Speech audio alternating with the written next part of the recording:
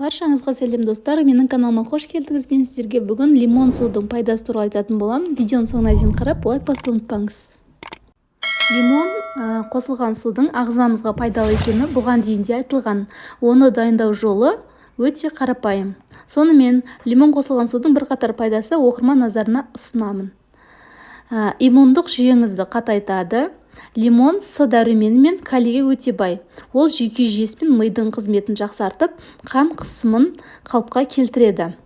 Лимон қышқылы сілтілі балансы да реттейді.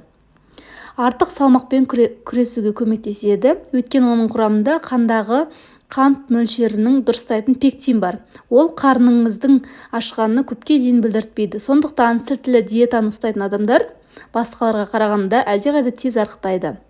Лимон қосылған су ас қорыту жолдарын жақсартады, себебі басқа ферменттермен де әрекетке түсіп асқазан сөлін тежейді. Ал жылы су ішек-қарын жолын тазалайды.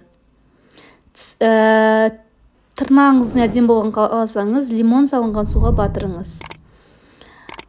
Сонымен қатар, лимон қосылған су теріңіздің тартымды болуын септігін тигізеді. Лимон құрамындағы С дәрумені асқазан ішінен терін жақсартады. Сол себепті лимон қосылған су ішу арқылы сіз көпке дейін қарттықты ұмытасыз. Оған қоса түрлі безеу, қарадақ секілді көзге тұрпайы көрінетін нүктелерден құтыласыз.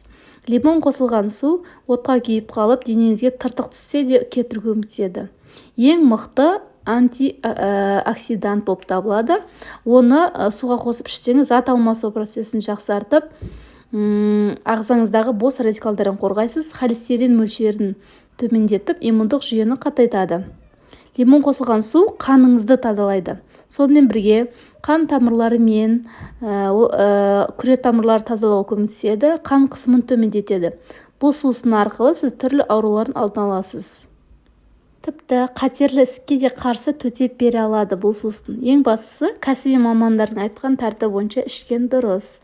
Егер де сізге пайдалы кеңестер ұнайтын болса, каналға тіркеліп, лайк басуды ұмытпаңыз. Сіз қандай пайдалы жағын білесіз? Комментарийға өз ойыңызды жаза кетіңіз.